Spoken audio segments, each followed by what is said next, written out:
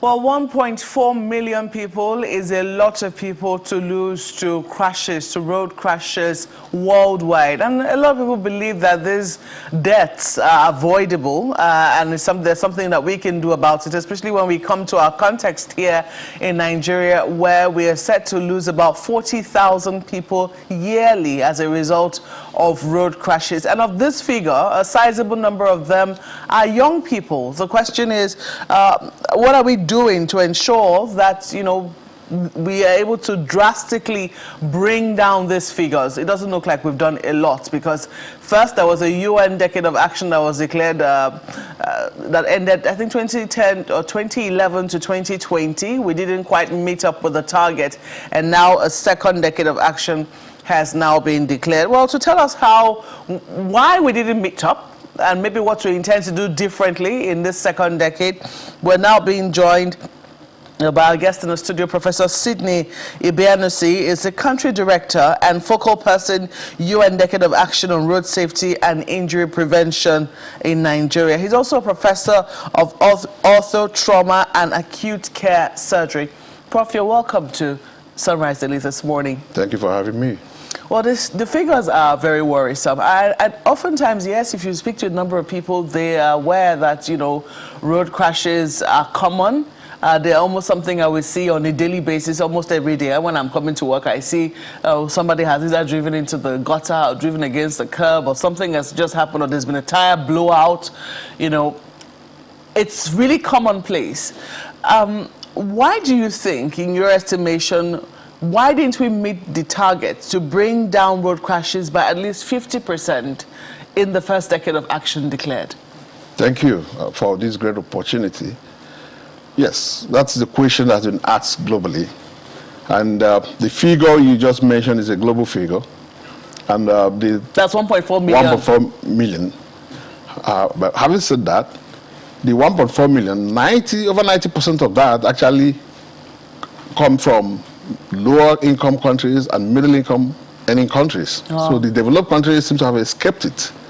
And surprisingly, these countries, like lower income countries, own about 13% of the global vehicle or traffic density, while almost 50% goes to the developed country, and then 45% to the middle income countries. So the countries with the lowest amount of cars are having the highest number of crashes. Paradoxically, that's exactly what it is. So you see where the emphasis is.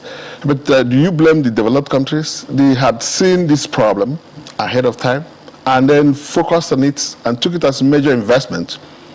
Not just investment to save money, public health issues, and then immediate results, intermediate results, and long-term results is quite huge in all facets of development. So they've gone ahead to reduce to theirs drastically while we are still struggling. If you look at the figure that was posted about the behavior of traffic or road users, 51% resulting from speed. That speed is a human factor. There are other human factors. The issues of disobeying traffic laws, resisting traffic laws, using telephone while driving, texting, and all that, and then driving under the influence of intoxicants. And so these are all contributing, and they actually account for perhaps over 90% of road crashes. Okay? So for this purpose, as you rightly said, that these are preventable incidents, we try not to call it accidents anymore. So we call them crashes, because accidents are things that are unpredictable, unpreventable. So the idea is to move away. But you still have the proportion that will still be accidents. Those words, there's nothing you can do about it. Okay. Now, while again, back to what I was saying, the developed countries invested so much in terms of massive advocacy, involvement to all segments of the national development. The developing countries were struggling because they have not seen that road safety is a commitment, a call to service, and actually we can be saving a lot. In our country, the figure we lose between 3 to 5% of our national GDP is huge. But when you say that they're not seeing road safety as a commitment, some people will say, but we have since moved. I mean, when we look at the history of ensuring safety on our roads in Nigeria, we seem to have developed a lot, especially with the advent of the establishment of the Federal Road Safety Corps. What precisely are we not doing enough of, even with the establishment of this corps, to have been able to see a significant reduction when we had a UN Decade of Action declared? Okay, good. The advent of Federal Road Safety Corps was a major landmark achievement by the government then, 1988, because they had seen the menace of road crashes, and the projection was running, it was huge, it was quite steep. And that intervention actually slowed down that progression. And the question I always want to talk about is, I can imagine what would have happened if we didn't have a Federal Road Safety Corps. So they came, and of course they had a mandate. But the Federal Road Safety is an institution, the team lead in issues of road safety in the country because they have the mandate. There are other aspects of road safety management. That was the reason why the United Nations declared the Decade of Action, where they brought multi-stakeholder collaboration and multi-sectoral cooperation, realizing that every person needs to come on board. You have the people who build the road, you have the people who provide leadership, first of all, the policy makers and decision makers who provide the policy, the legislatures, and then agents like road safety and police will enforce it. Now, you have the road builders, like Federal Ministry of Works and Housing, and then you have the Federal Ministry of Transportation, who actually are managers of the roads after the construction and all that. Now you have the other aspect, which is the third pillar in the UN Decade of Action, which is safer vehicles and mobility. Now you need people like traffic administrators, the VIOs, ensure that only safer vehicles that meet safety standards ply on the roads. VIO. Yeah, and you also need the customs to ensure that only vehicle and the SON, standard organization, that meets safety standards are actually imported into this country. Now, beyond that, the fourth pillar is safer road users. That is all of us. As long as you're a road user, whether you're a driver, whether you're a pedestrian, whether you're a passenger, cyclists, tricyclists, we're all part of it. And that is where the major problem is. Because if you realize, the reason why most countries did not meet the target was because of failure of the human part of that. I agree, there are other things that are still deficient, the infrastructural deficiency in the developing country, but the major problem is the human factor, which requires major advocacy, and that's where the media comes in. In fact, the Federal Ministry of Information shares that aspect. That is their focus. Anyway, so we need to advocate, we need to reach out to Nigerians and call every road user to buy into the vision of what we're trying to do and see if we imbibe the culture of road safety. It's not just only the drivers.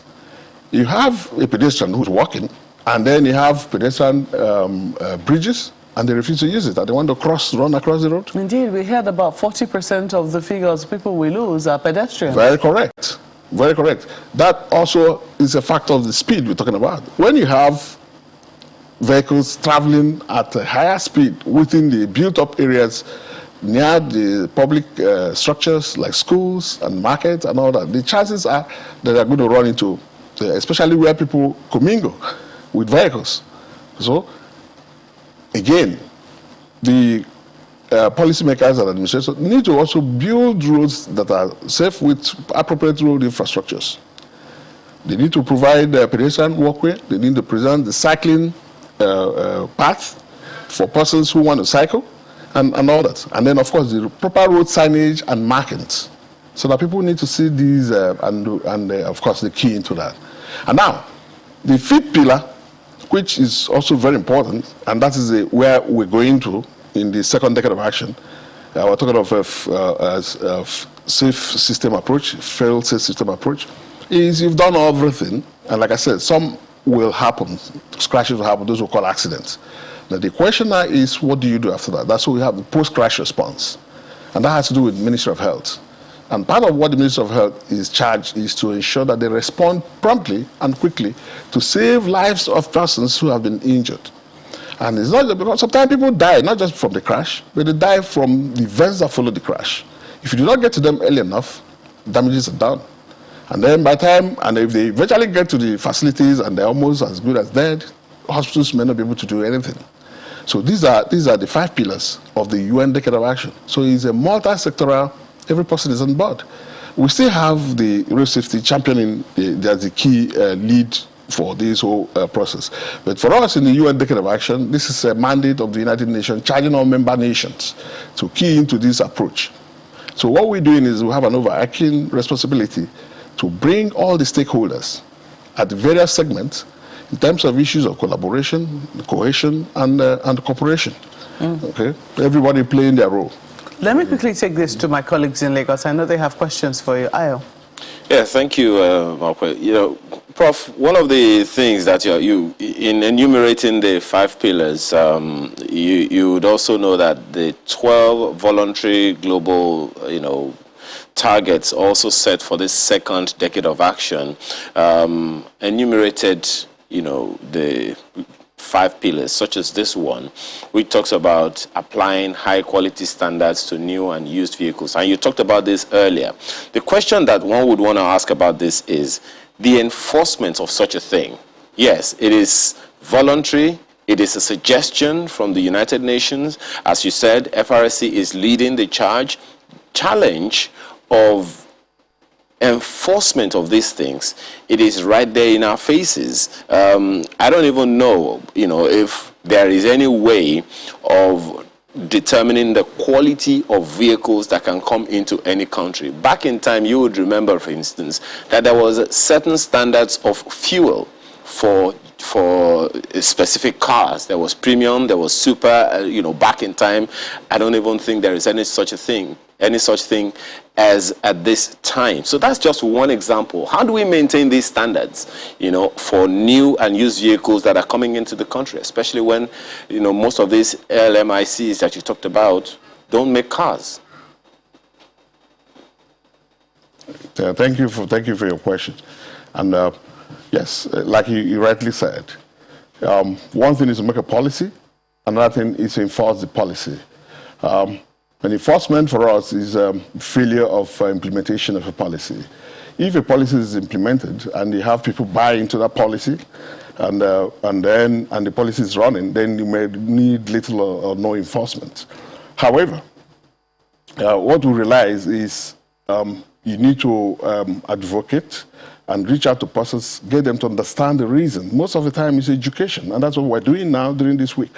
Educate the people, let them understand why they should adhere to the set rules, and it's to their own benefit. The issue of standardization is the responsibility of Standard Organization of Nigeria. And of course, you have the engineering societies too. And then you have Automotive Council of Nigeria. They are also part and parcel of the Decade of Action on road safety. And they have the mandate to come up with the standards of vehicles that should come into this country.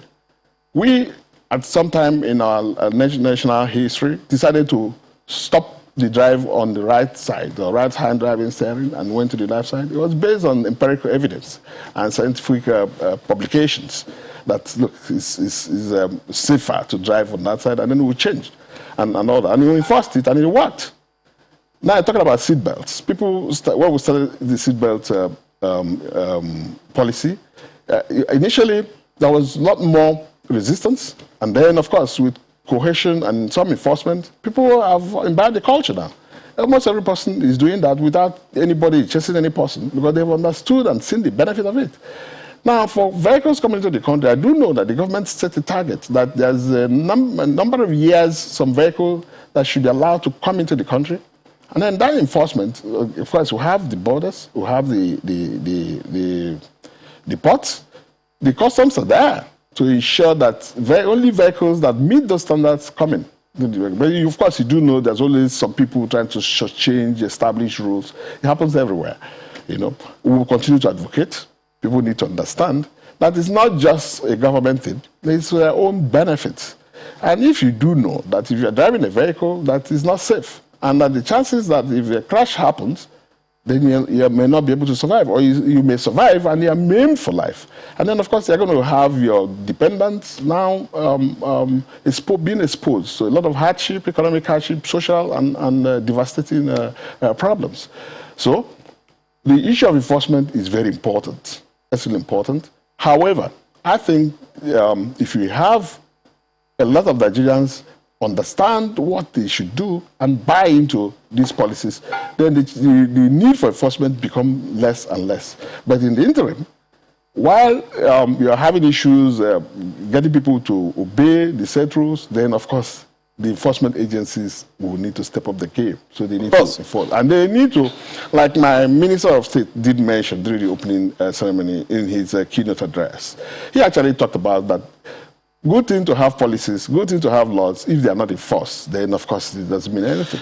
It leaves a challenge right there, Prof. Yes, just 1 second. You listed a number of agencies and departments of government that are supposed to collaborate. You've talked about the SON, the customs, the engineering societies, and all of that.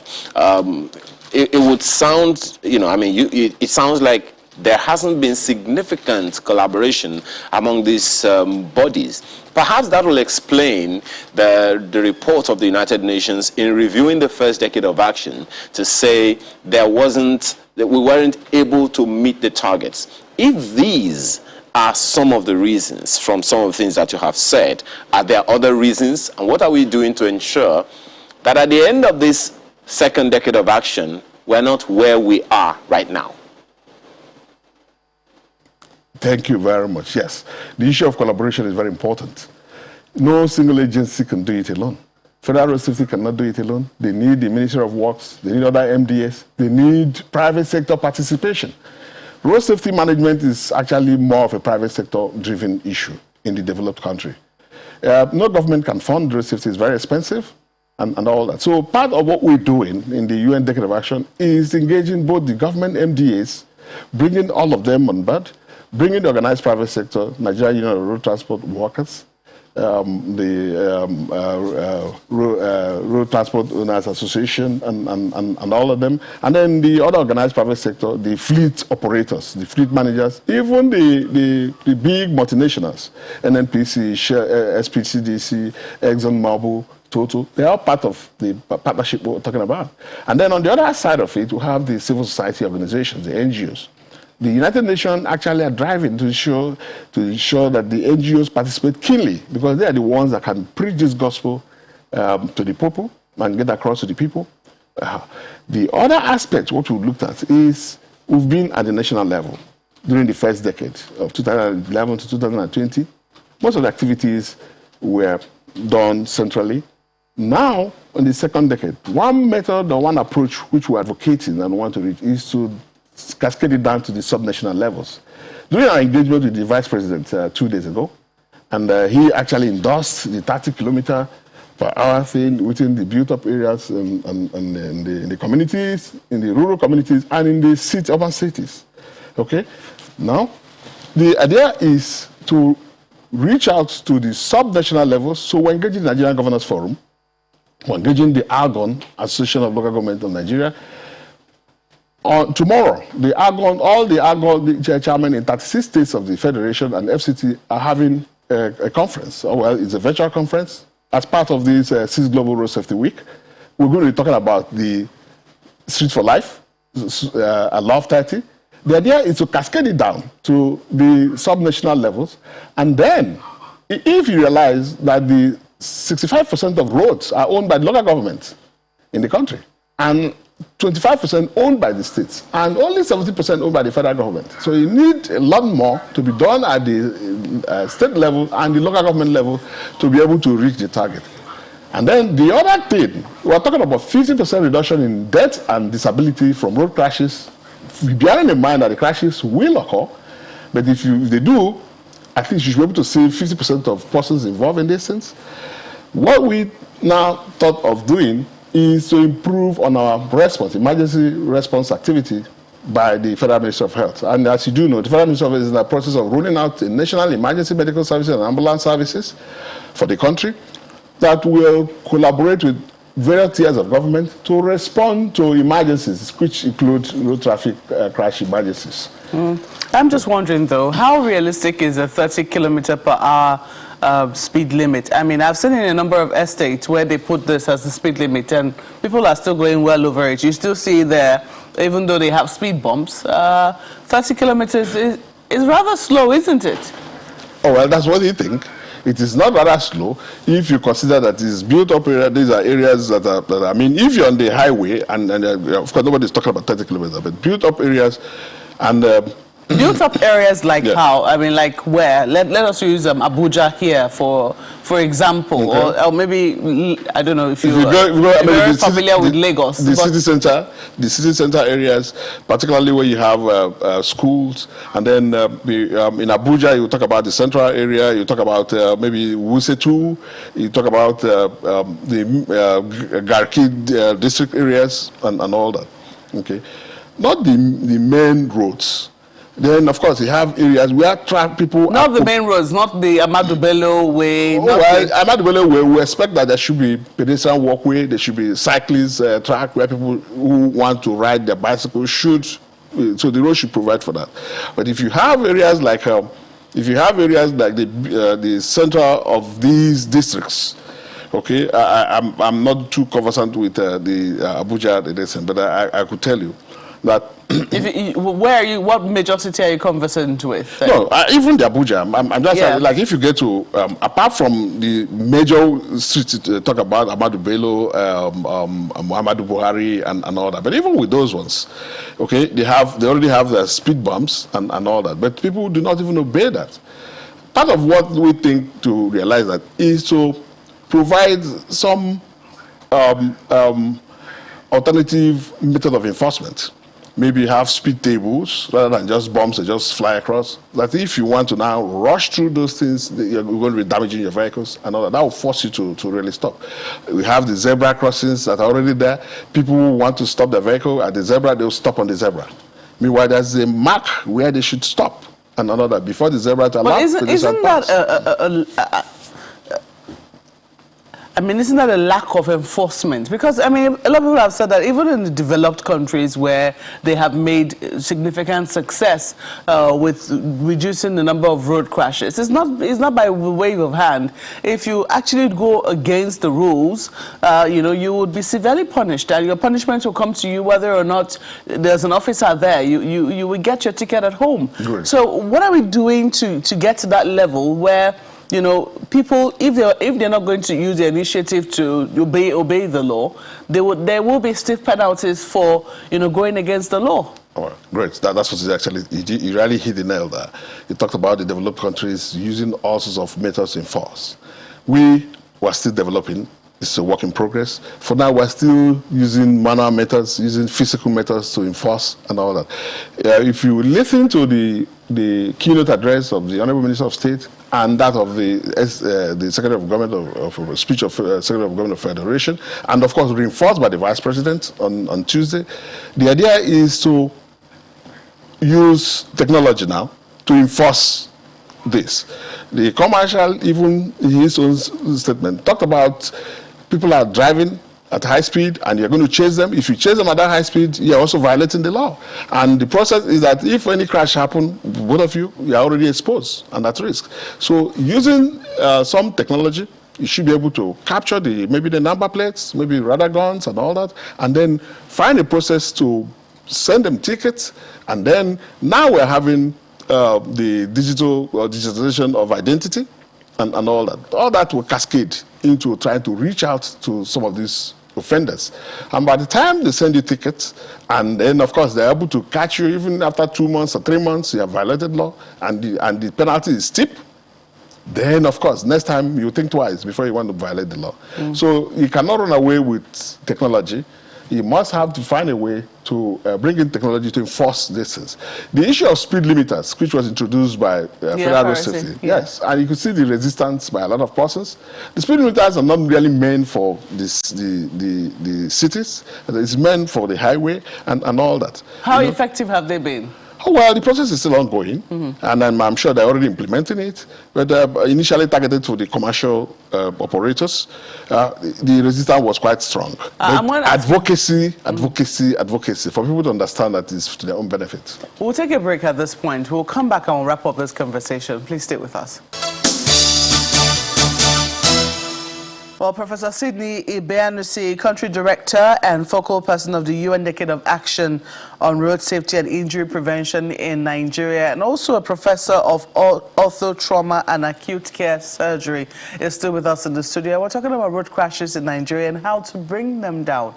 I'm wondering, in your profession, I'm sure you must see a lot of accident victims. Yes. I mean, on a daily basis, how does this, I don't know if you're still actively practicing, but how does this affect you?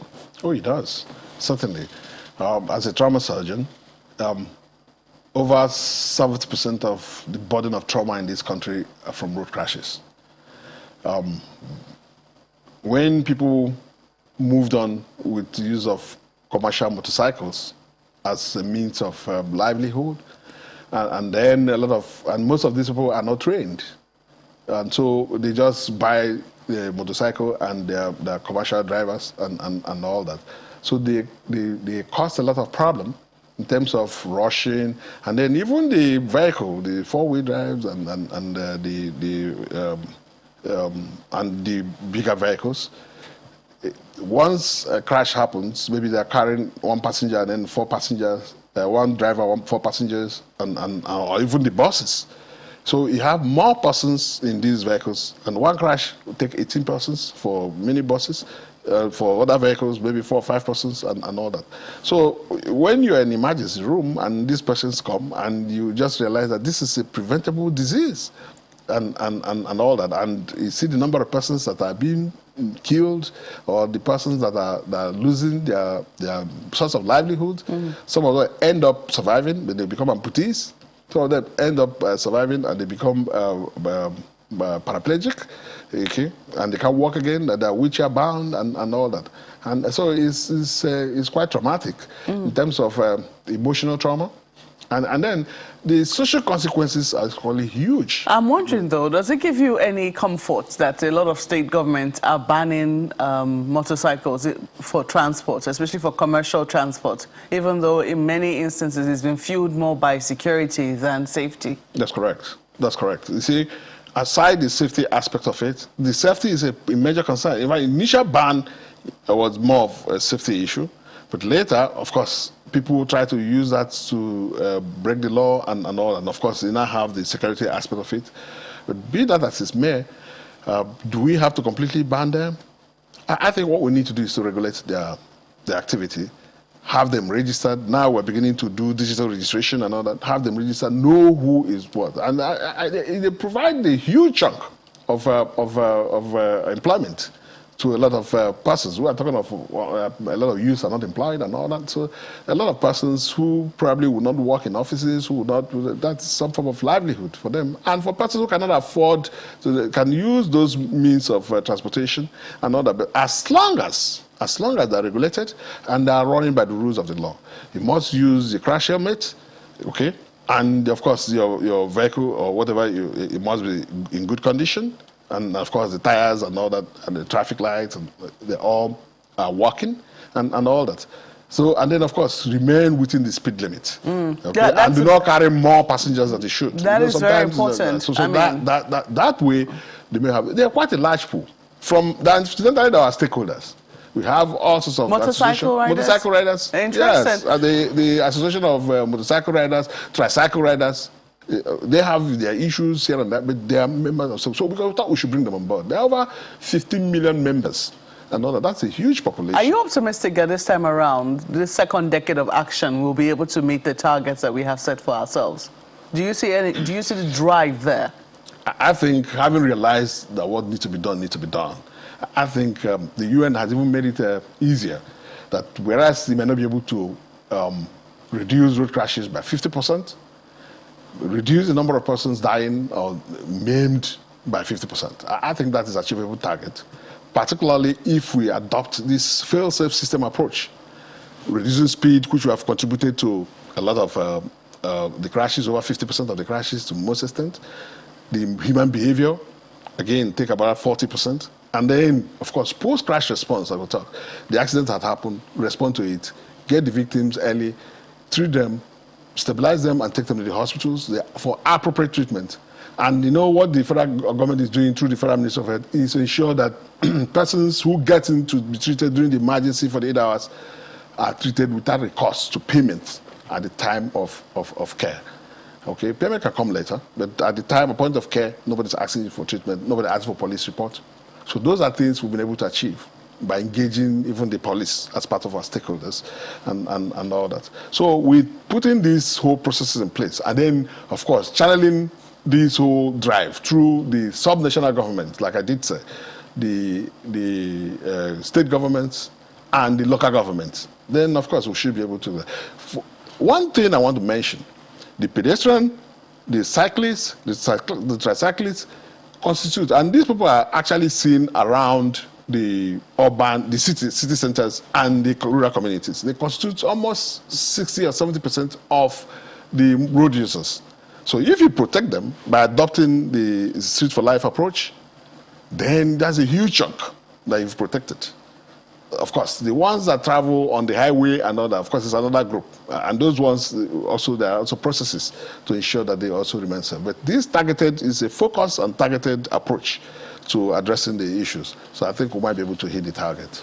Well, Prof, we have to thank you so much for sharing your thoughts this morning and throwing more light on the new targets that we have for the second decade of action.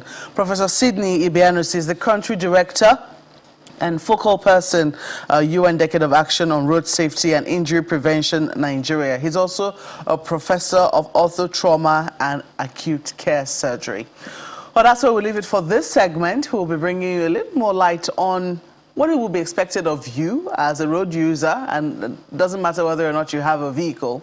If you're even walking on the roads, you're a road user. Right. So stay tuned and let us have a conversation after now. Yes, indeed, we've got Mr. Norrisin Quakers, Senior Advocate of Nigeria, joining us next to weigh in on that subject matter. Good morning, and thank you for joining us today on the program. Now, this talk about federalism has been with us for a while. Different components of it, different suggestions about it. The latest being what we just saw in that report by the PDP governors after the southern governors had met and then spoken about some of those matters. But first, give us your impression of what you make of all of these calls, particularly the most recent ones in the country. Thank you so much, Chamberlain. I'll be honest with you, we're not practicing through federalism. When you look at the Nigerian constitution, I've said it before and I'll say it again, the problem is not with the laws, the problem is also not with the rules. The problem has to do with the enforcers or implementers of the various laws, rules, regulations, and including the constitution. Now, the constitution is very apt, it's clear on the face of it. Now, we're talking of devolution of powers. When you look at the provision of the constitution, even though it is not perfect, it is a working document, a document in progress, a document that will also require some amendment as we forge ahead. But there are certain provisions of the constitution that are also very clear on this. I quite agree with His Excellency Aminu Tambol, the governor of Sokoto State, when he talked about the need to think out with the provisions of the constitution as regards the police force. That is long overdue. But yet there are other provisions of the constitution that have actually not been implemented. Now, you recall that Josun is on strike. What led to that? The failure of the governors of the states to observe the clear and unambiguous provision of the constitution to the letter in ensuring that judicial independence is upheld. So to that extent, I can say this to you, we're not practicing true federalism. And so this is the time for all sides to sit down and talk about this. And so if it's going to come by way of restructuring of the country without necessarily looking at secession, I think the time has come for us to sit down and talk. And maybe that's why all of this is coming up at this time, particularly because of the state of insecurity. I mean, it's irritating, annoying, disappointing for us to read in the papers that the house of the secretary to the government of the Federation was burgled, even in the villa. So nobody is safe, nobody is secure.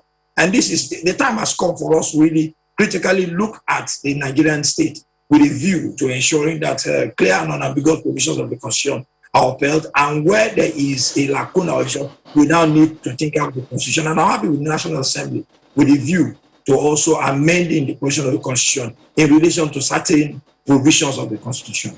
Does the principle of true federalism really exist? Or isn't it that nations choose what model works for them and implement it? Now, the principle of true federalism actually exists. What we have in Nigeria, unfortunately, it's like an amalgam or a combination of a federal system of government and also parliamentary. Now, if you look at the Nigerian state clearly and critically, what you observe is a form of unitary system of government, but it is not a unitary system of government. We combined it with the American federalism. Now, what is the federalism that is being practiced in America? You have a three-tier system of government. You have the federal, you have the state, and you have the county, which is similar to ours. We have the federal, you have the state, and then you have the local government. But are we indeed practicing it? Now, you have a document to guide us. The challenge we have is our failure to adhere strictly to the clear and unambiguous provisions of the Constitution. It might not be a perfect document. Now, some people have said, oh, it was a document handed over to us by the military. But are there provisions that address some inequality or some imbalance within the system? The answer to that is yes. But we have refused to even implement those few provisions in the Constitution. Is there true federalism? Yes, there is true federalism. You recall some time back, Donald Trump, as the president of the United States of America, invited the Speaker of the House, and I think whether the Chief Justice of the country, and they had a meeting in the White House. Now, along the line, tempers rose, and then you could see her saying to the president, "President, you don't mess with me. Now, can you have that here?"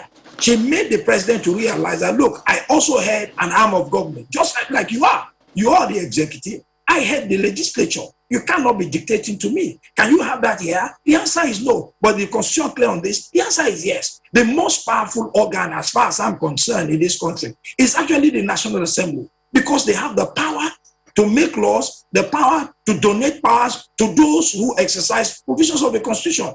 So when you look at it in that context, is there true federalism? Yes, there is. But attitude is the problem. Attitude is what is standing in the way. Religion, culture, ethnicity is what is actually hindering us from implementing the clear and unambiguous provisions of the Constitution. So that's the challenge. Is there true federalism? Yes, there's true federalism, but we have refused to practice it. Mr. Quakers, you seem to have seen some kind of crystal ball to know the kind of question that I want to ask you next, because you've begun to reference it. You said something earlier that the problem is not with the laws, it's not with the policies, it is with the implementation. And you use the word implementers. So if there are such a people as are supposed to implement the laws to the letter, or at least as far as humanly reasonable, and those laws are not being implemented, the laws are also clear about the consequences. In that regard, when the needful is not being done, who is supposed to take charge in calling them to order? You have referenced that it is the responsibility of the National Assembly to donate power to certain people to get things done. When they do not get those things done, doesn't it also lie with the National Assembly to call them to order? And what has hindered that from happening so far? The same thing. Thank you so much for that, your question. The same thing I said, attitude. A number of factors come in. The issue of culture, the issue of ethnicity, the issue of religion. Now I'll give you a particular example. The other day, a senator of the Federal Republic of Nigeria got up and said that there's a president who is not performing. And that from all indications, it appears that the apparatus of the state in relation to security has broken down and that the president must be impeached. Some of his colleagues got up and said, no, he cannot be impeached. Now, is there a provision in the Constitution that empowers the National Assembly to impeach and unperforming chief executive of the Federation? Is there a provision that empowers the National Assembly to call the president to order, to call the president to come and brief them? The answer to that is yes. But guess what? Some people will say, oh, he is a member of our party. Two, some will say, oh, this is our own time to have someone in the villa. We have a president from our own part of the country. Why would you want to impeach him? So there are all kinds of primordial sentiments and conspiration, and these things hinder the work. But you can see, when you open the provision of the Constitution, you see there are checks and balances. No arm of government is more superior than the other. But because of attitude, look at the way the judiciary is being treated. Look at the way and the manner the Chief Justice of Nigeria was also removed. Look at the current Chief Justice, right? A situation where the Constitution provides that money that is meant for the judiciary should be given to the judiciary. It's not being given to the judiciary. So the question is, why is that so? So you can understand that this whole thing boils down to the same thing that we've always talked about. Our inability to move away from primordial sentiments and consideration to ethnic bias, to religious bias, to culture, and follow the law to the letter. Now, Section 1, Sub 1 of the Constitution clearly says that the Constitution is supreme and its provisions are binding on all authorities and persons. So, in other words, once you flag the Constitution, you take it up, everybody is expected to adhere strictly to it. When we were growing up, we were taught about checks and balances.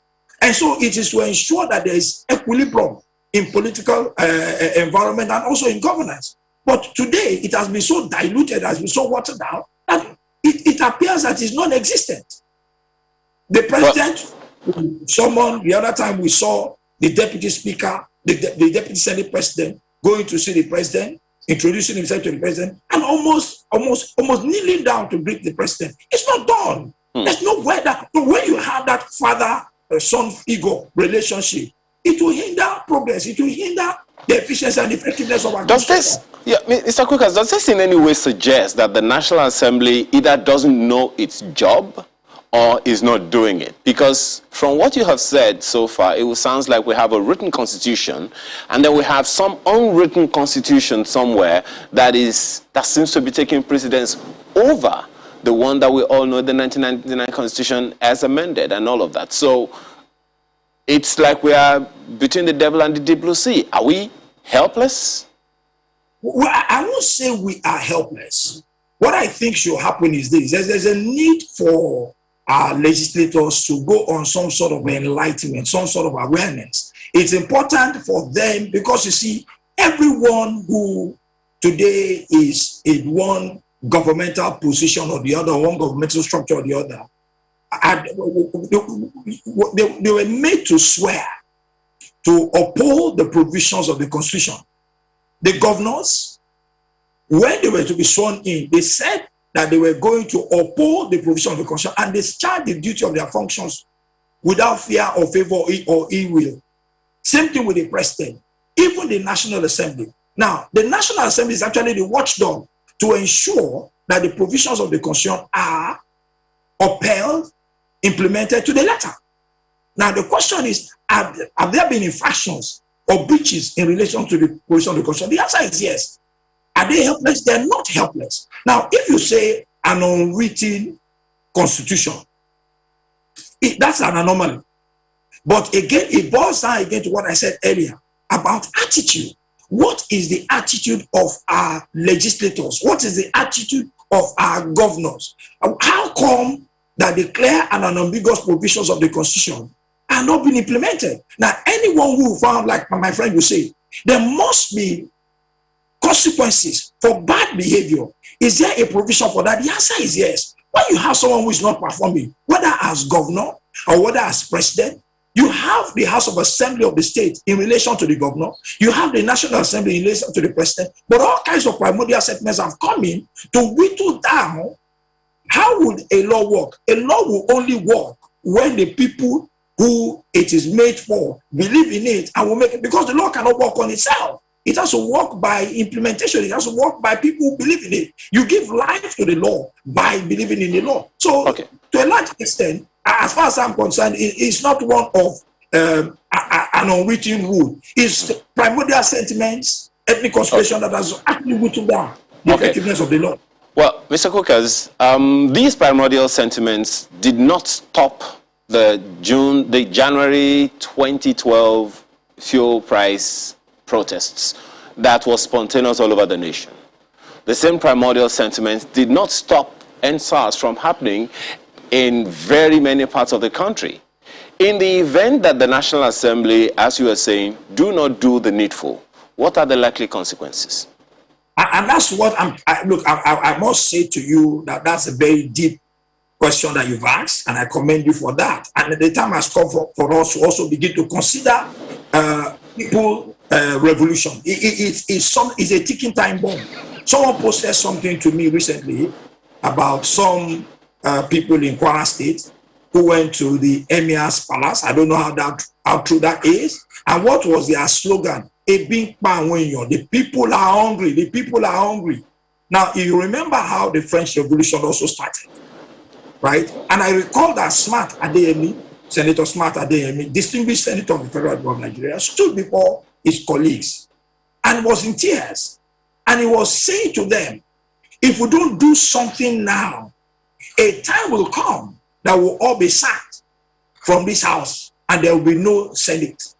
Now, anyone who is sensitive should address the need of the people. Now, look at section 14, I think sub 3 of the 1999 Constitution.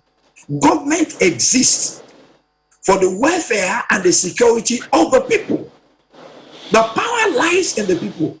Who are those who voted you into office? The people. Whose needs are you to address? The people. But we have reversed the order.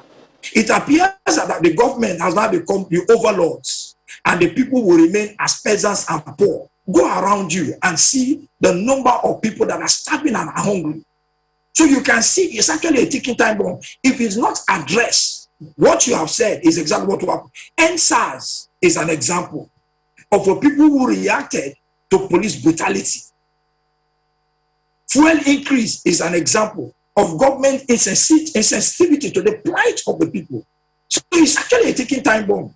Now, a pastor the other day came on air and said to his people that you don't need a soothsayer to tell you that there are ominous signs in the air and that they should have a plan B. What is he saying? That is the people in his church should have a plan to exit from the country. My brother, go to the airport and see those who are privileged living in the country in their droves. Now, the poor man on the street doesn't have such luxury. What does it take to address the needs of the people? Industries are not functioning optimally. Look at our roads. Hospitals are in comatose. Look at the number of people who die on a regular basis because they cannot afford medical care.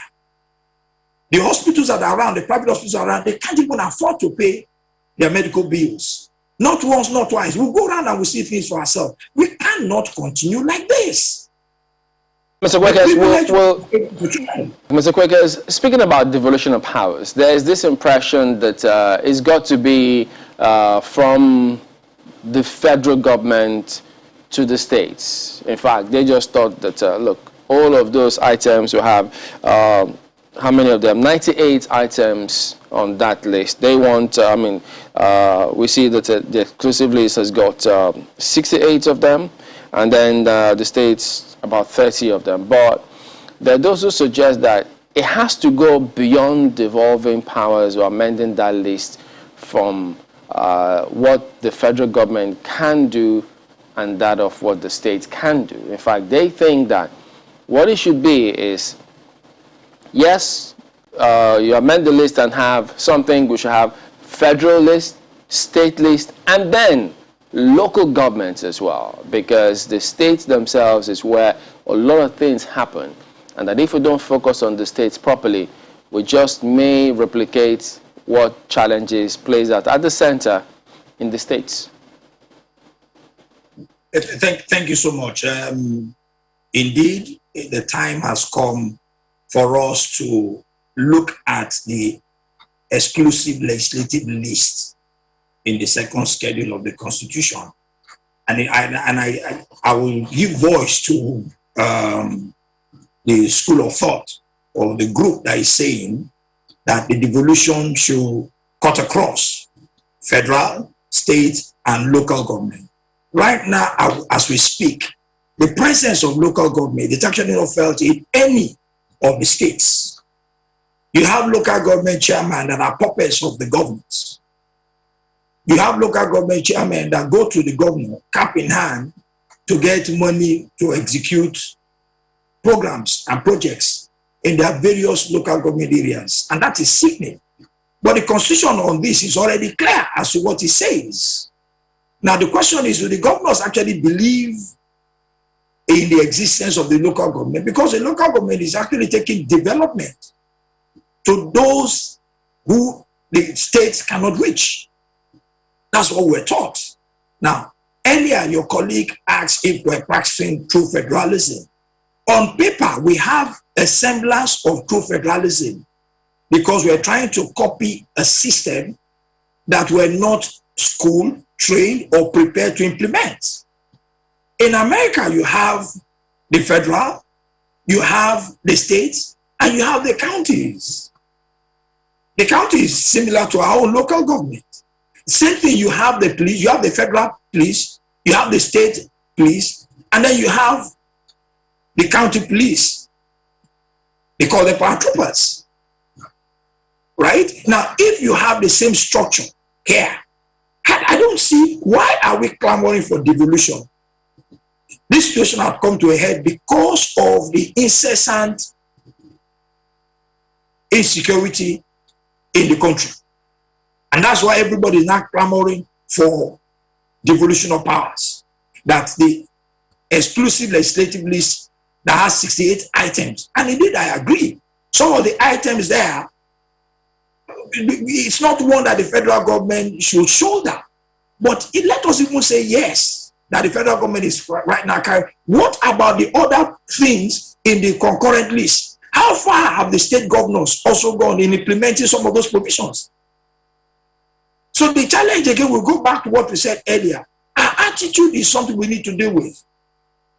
All right? You want to unbundle the provision in relation to the police. I totally agree. Now, I have here the Constitution, particularly section 215, sub 4. And I'll read what it says here. Subject to the provision of this section, the governor of a state or such commissioner of the government of the state, as he may authorize in that behalf, may give to the commissioner of police of that state such lawful direction with respect to the maintenance and securing of public safety and public within the state as he may consider necessary.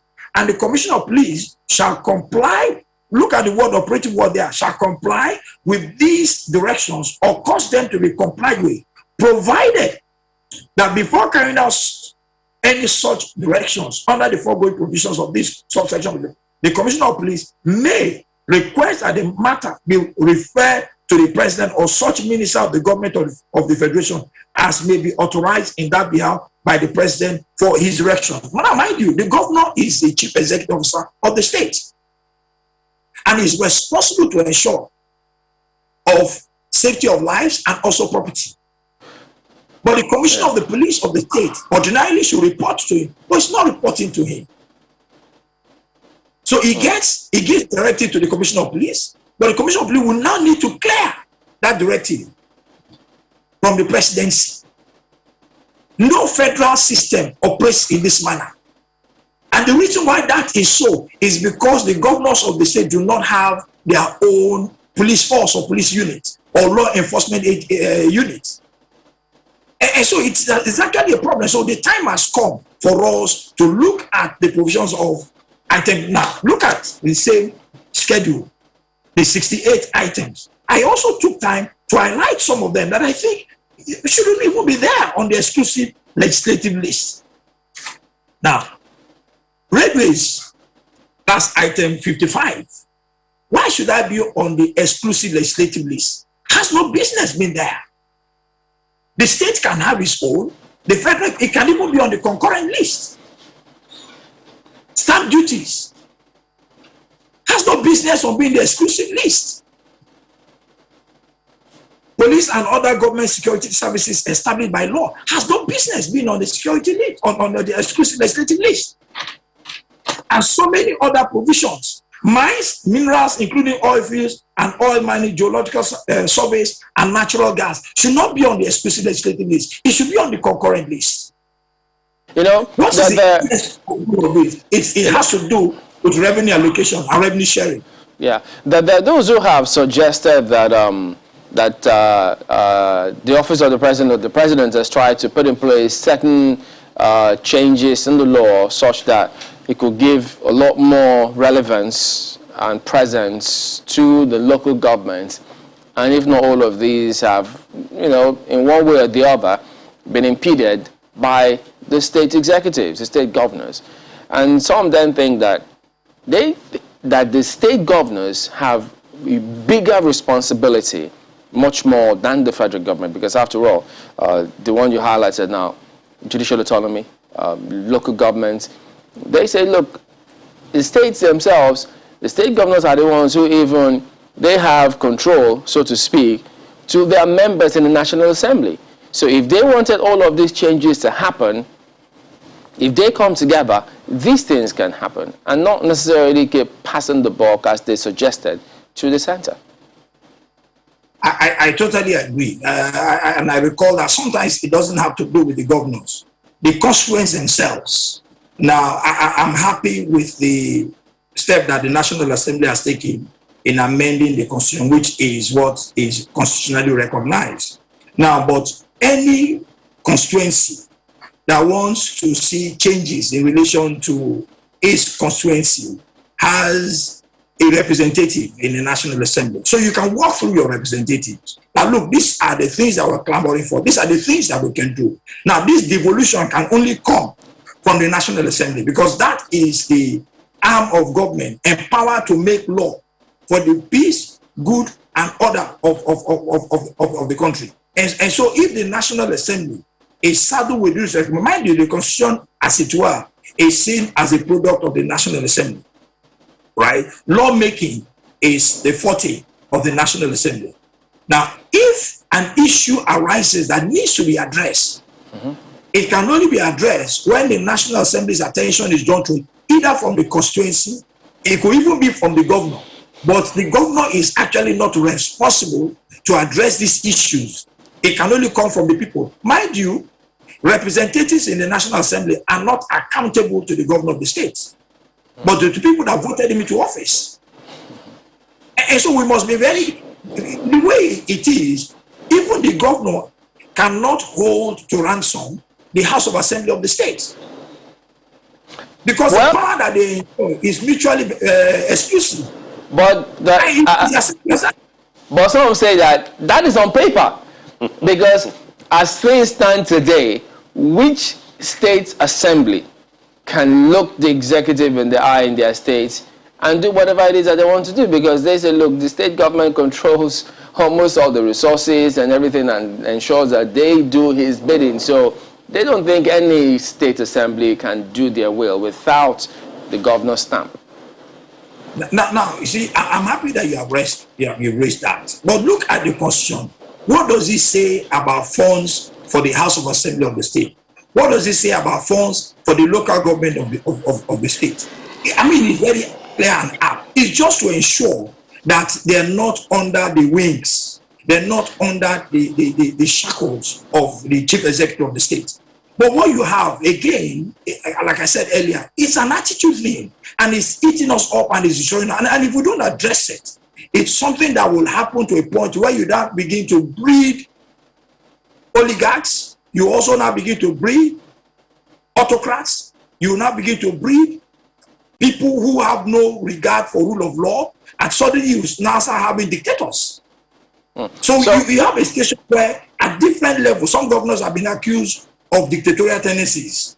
But the House of Assembly of the state is actually set up to checkmate the excesses of the governor. Now, you can't even, if the legislators come together and simply say that, look, this is what we're going to do, the governor will be removed, he will be impeached. But again, political consideration, all kinds of consideration coming to dilute their powers. So they can't even make the of what is theirs legitimately and by the position of the Constitution. How do we then ensure that what several people are calling for now in the name of devolution of power and amending that list is, for instance, if they were to reorganize the police, you have the federal, the state, and local government police system.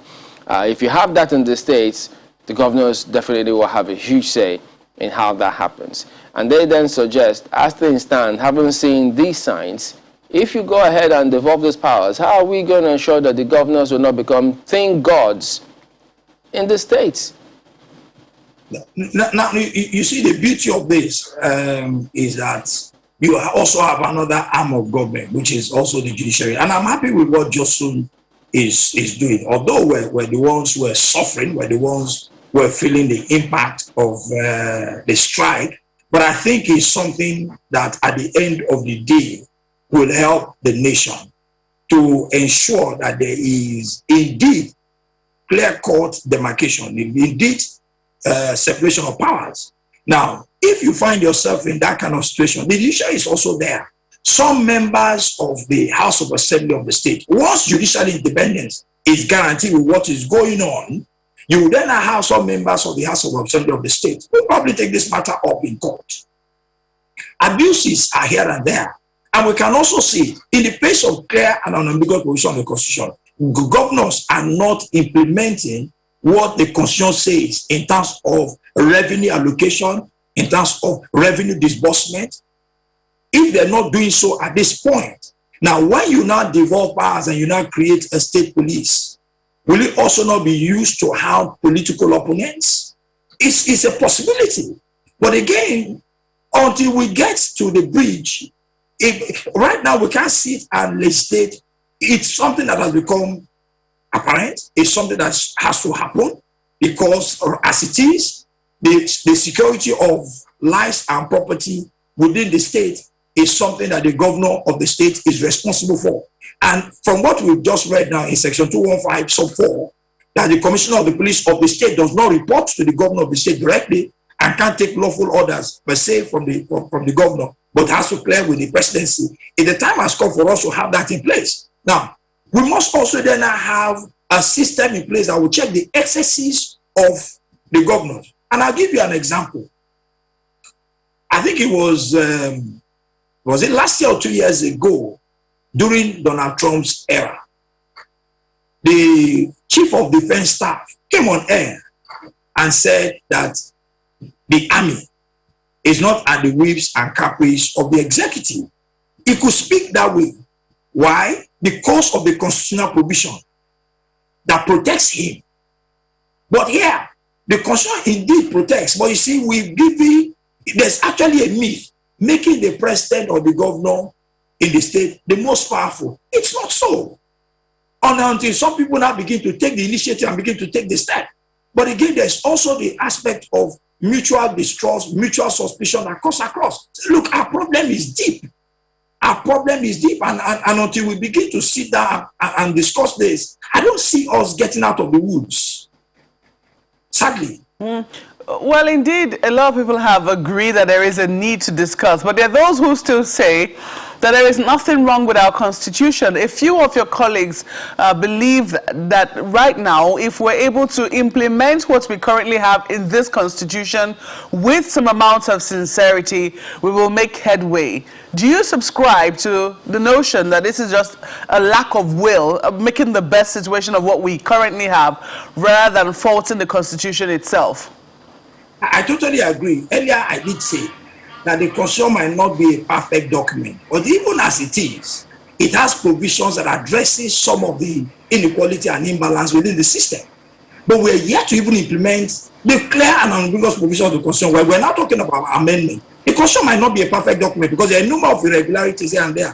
For instance, revenue sharing based on land mass, based on population density, population, it's also an anomaly that needs to be addressed. How then do you determine, oftentimes when census is being conducted, right, a particular area is seen to have more people, right, and then you also do allocation based on land mass. Yes, land mass when you ought to consider people. Now, derivation principle based on 13%, it is also something that should be looked into. Now, you could also see, for instance, Zamfara discovered gold for quite a while. It was being exploited, it was being used, and was never brought to the federal attention for so long. Now, what has happened up until this moment? Nothing. So you also have problems in relation to certain provisions of the Constitution. But the Constitution might not be a perfect document. But what it has done so far is actually not being implemented. It's clear now because provisions are not being implemented. So it's also a problem. So the will, I totally agree, the will to ensure that the Constitution works is just not, is what is lacking. How do you think we can get all of us to summon the will, or more particular, political leaders who are the ones who swear an oath to protect the Constitution? How do we get them to, develop that will to do what is right by the Constitution? Well, to a large extent, at least I'm happy with what is going on. The spate of insecurity, there's nowhere to hide now. And I'm also happy with the global law now on corruption, on money laundering and all of that. So a lot of them will have to sit back and do things. Now, like earlier I said, there's also a ticking time bomb. The people out there are also restive. The youths are also angry. The youths have become more sophisticated now than ever before. And so anyone who is in government right now has to sit up. Because you need to start addressing the needs of is the consciousness or the repercussion that will come for failure of leadership that will now result in the will being there. Oftentimes people come into government without any preparation. Now, Chapter 2 writes the fundamental objectives are to guide governance. And I can say this to you for free, that many governors have not taken time to understand the objectives that have been enshrined in the provision of the Constitution. Now, once that is internalized, and so there's a need to also educate and enlighten. You don't vote for Nigerians also have a major role to play. You're voting for people who lack integrity. You're voting for people like somebody described as for stomach infrastructure, people who buy a bag of rice for you. The other day, we saw on TV a particular politician going to the north and giving bags of rice to the people there. You can only take that for a season, but you need to have a life of pleasure, a life of comfort, a life of security. I listened to the ruler of Dubai about vision, and he said, why wait for 20 years when you can do all of this within 5 years? A country that is competing with itself. That's leadership. And that is what is lacking. So, you have cited the fact that circumstances seem to be forcing us now. Yes. Sorry, Mr. Quickers. You're citing the fact that circumstances seem to be forcing us right now to take some action. But we have seen a lot of movement, but very little has come out in terms of concrete achievement. How optimistic are you, considering the fact that a number of people say that we've been here before, we seem to know how to play brinksmanship pretty well, and it would seem that at some point some of our political leaders are beginning to take that for granted. How confident are you that as a result of the circumstances, especially the security situation confronting us right now, that we will be able to make something concrete for the betterment of the country? Well, I thank you for that. You need to go out there and see things for yourself. Earlier, I did say there's a ticking time bomb. We go to malls, we go to shopping centers, we go to supermarkets within, and I can say this to you that there is some tension in the land. You don't need, you can feel it, you can sense it. It's so real. And the governors themselves can also see it. And so if they don't begin to address this, in the past years, they got away with a number of things, but it's no longer business as usual. There's also now global attention. The other day, the UK government said those who are involved in political tugging will be denied visa, right? And now they're moving a step forward. If they discover illegal funds and unlawful funds in your account, it will be seized by whatever means. right? So a number of things are happening globally. The ability to do what is right is anchored on the fact that you now have what I'll describe as third-party interests in the country. You also have the restive views that are technologically advanced. In the past, it wasn't like this, and they're increasing in number. Look at the NSAS movement. Look at how coordinated it was. And look at the impacts. All right. And so everyone who is will see all of this. And I think at the end of the day, we'll get out of the woods. It's just a matter of time. And that's a good place to let it go. We do thank you for your perspective this morning, Mr. Norrison Quakers, Senior Advocate of Nigeria. My pleasure. All right, then let's take a look at some messages. Yes, Yeah, the first feedback. one is from Onu, and it's talking about the conversation just ended. On devolution of power as it relates to state police, I disagree with the learned Silk. Our governors do not have the temperament to manage a state police. Ouch. They are more abusive and have a penchant for maximizing power. But now, let's think of a regional police. Is this speaking from experience or something? Experiential submissions? What Dr. Kwan also says, talking about call for restructuring, we need to revisit the pre-independence political agreements that guaranteed political, social, and legal order. Constitutions so far developed in Nigeria seem to ignore fundamental clauses of that agreement, where you talk about local government functioning too. Absolutely. And this one is from Honorable Ademola Alalade talking about road safety now.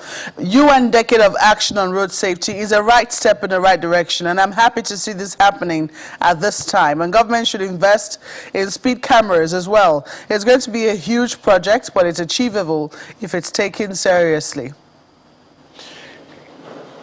Well, this is from Joshua. He says, talking about accidents and bad roads. Bad roads causes more accidents than alcohol, overspeeding, etc. Here in Nigeria, most of our roads do not have parking space. Our road marshals find more pleasure in chasing vehicles than ensuring the safety necessary on our highways. He doesn't like that. Well, interesting perspective. Well, by the way, Joshua, know that this is the second decade of action and not the first. We need to review how well did they perform in the first decade of action. Chidozie says about road safety, there's an urgent need for the Road Safety Corps to embark on sustained enlightenment campaigns in all cities in Nigeria. The process of issuing driver licenses should be reviewed because some drivers on our roads do not have any idea of traffic rules. Well, look at this one. Excuse me. I think that conversation on road safety is extremely important. It's one that should keep going. But look at this one from Victor Owo, and it's about the law against ransom payment, which came up in the paper review. He says, our legislature should instead pass a law where it would be an offense if government cannot protect her citizens. If this is done, no one will pay ransom to bandits and kidnappers. I pray the legislators don't meet the devil on the road. Well, a number of them have already. I'm sure that if you go and investigate, a number of them would have either paid or would have contributed to the payment of ransom of loved ones or for relatives. I dare say that live on this program. But let us see how that bill fares in the National Assembly, gentlemen. Maybe it's if you're caught. You know, like I said, look, the law says anyone who is caught. It didn't say, well, you say, why did you catch that person I want you from? Well, anyone who is caught. So who knows? Nobody knows how this Very sad reality indeed. And I think, just as, people are able to talk about these things, the question then is, how are we taking them on board? I know members of the National Assembly watch these programs and they are aware of some of this information that people pass on to them. The question is, how do we internalize them? Do we even own the fact that people employed you into the National Assembly? Or does political correctness come in the way? Oh, is there a political wrongness? When you get into politics, you'll find out. Marco, is there a political wrongness? I don't know. I do not know, but I dare say that I agree with Victor Owa, because if security was guaranteed and was assured for everyone, who wants to waste his or her money, expend money on kidnappers and bandits? Who? It's a question Chamberlain asked earlier. Well, that's all we'll have to leave it for the program today. We have to thank you so much for being a great part of the show. Thank you for always sending in your contributions and comments. We don't take it for granted, and we want you to keep them coming. I don't know why today feels like Friday, though. Maybe some people mindsets, I guess. Break. Thank you for watching. I'm Mark Welgo Yusuf. Don't forget, Mr. Quaker said attitude must change. So it's Thursday, not Friday. I'm Ayo Makide. Have a wonderful day. I'm Chamberlain, so we'll see you next time.